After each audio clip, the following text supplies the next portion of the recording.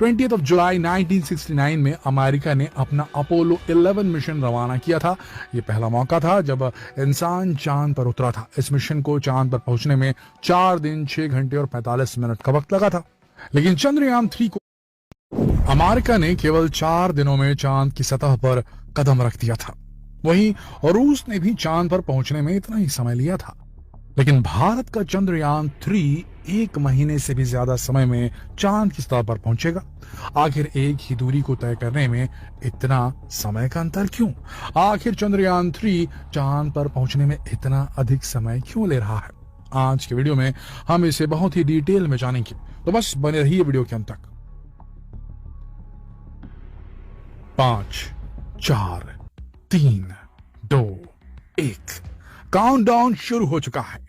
चंद्रयान 3 बस अब चांद की सैर पर निकलने ही वाला है। सारी तैयारियां पूरी हो चुकी हैं।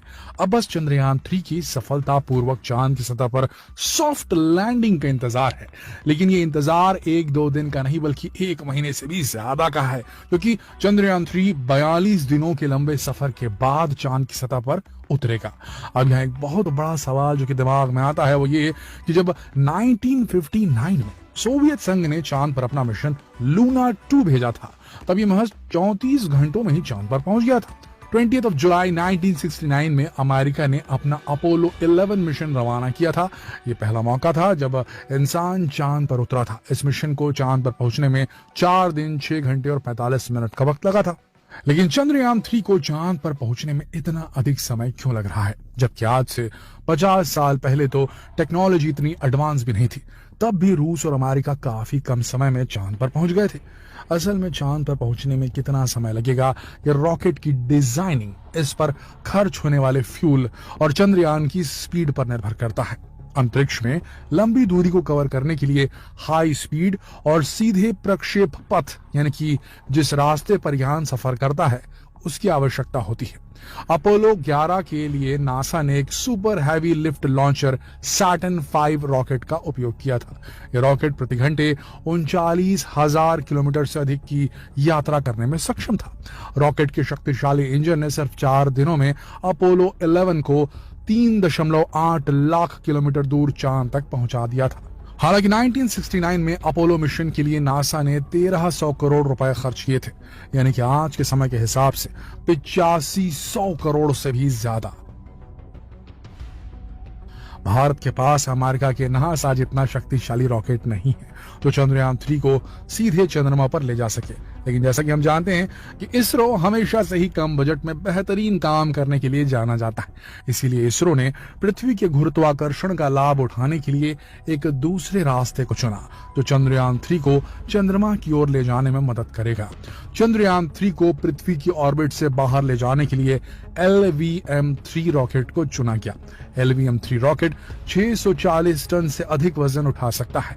वहीं इसकी पेलोड क्षमता 4000 किलो से अधिक है। इसकी लंबाई 43.5 मीटर है। पहले इसका नाम GSLV Mark 3 था, लेकिन अब इसका नाम बदलकर LVM-3 कर दिया गया है। और ये वही रॉकेट है जो कि चंद्रयान 2 को भी चांद तक लेकर गया था। सबसे इंपॉर्टेंट बात कि भारत के चंद्रयान का बजट केवल 600 करोड़ है, यानी कि नासा के मिशन मून के आधे से भी कम। और तो और कई फिल्म्स का बजट भी इससे ज्यादा होता है। और हॉलीवुड का ही क्या, भारत के आदि पुरुष मूवी का बजट भी 600 करोड़ से ज्यादा था। चांद पर पहुंचने में कितना समय लगेगा, यह इस बात पर निर्भर करता है कि रॉकेट किस तरह का है और उसके साथ साथ उसको ऊर्जा देने के लिए इस्तेमाल होने वाले फ्यूल के प्रकार और मात्रा का भी इस पर काफी असर पड़ता है। इन सब फैक्ट को दिमाग में रखकर ही चांद पर जाने वाले रूट को तय किया जाता है। जितने कम दिनों में चांद पर पहुंचना है उतना ज्यादा फ्यूल जलेगा और उतना ही ज्यादा खर्च भी आएगा। जैसे कि भारत के चांद मिशन में जिस LVM-3 रॉकेट का इस्तेमाल हो रहा है वो पहली बार इंसान को चांद पर ले जाने वाली रॉकेट सैटर्न 5 के मुकाबले बेहद कम पावरफुल है, लेकिन इस पर खर्च भी काफी कम आया है। अब चलिए आपको ये भी बता देते हैं कि कम पावर में ही चंद्रयान 3 चांद तक पहुंचेगा कैसे। कम शक्तिशाली और छोटे रॉकेट चांद तक पहुंचने के लिए चांद और पृथ्वी दोनों के गुरुत्वाकर्षणीय खिंचाव का इस्तेमाल करते हैं।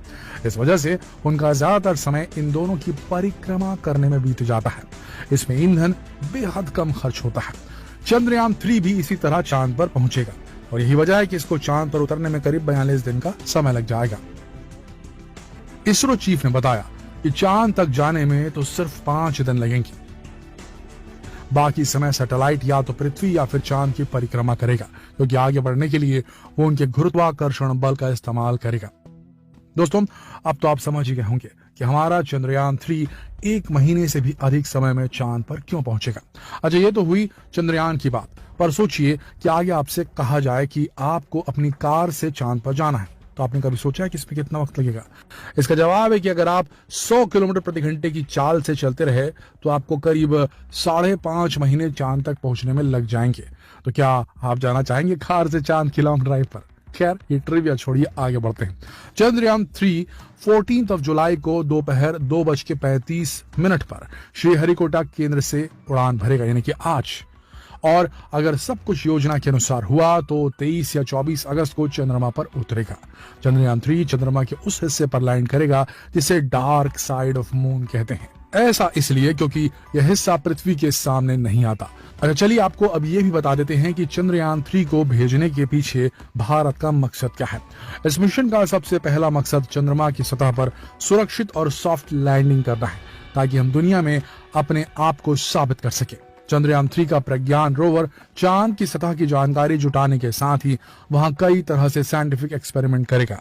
इस मिशन का सबसे खास मकसद चांद के साउथ पोल को एक्सप्लोर करना है, क्योंकि ये वही जगह है जहां के कुछ गहरे क्रेटर्स में चंद्रयान 1 ने पानी की खोज की थी, और चंद्रयान 2 भी इसी जगह लैंडिंग की कोशिश करने में नाकाम हुआ था।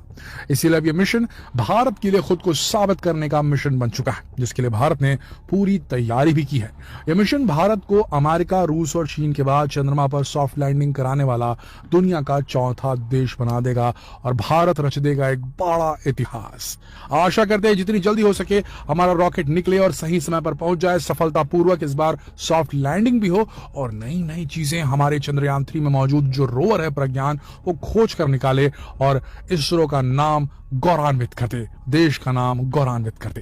तो बेस्ट ऑफ लक है इसरो को। हमने तो कह दिया, आप भी कहिए नीचे कमेंट सेक्शन में। जल्द मिलते हैं आपसे अगली वीडियो में, जब हम आपको बताएंगे कि किस प्रकार से प्रक्षेपण हुआ, किस प्रकार से चंद्रयान आगे जा रहा है, इसके बारे में पूरी जानकारी देंगे।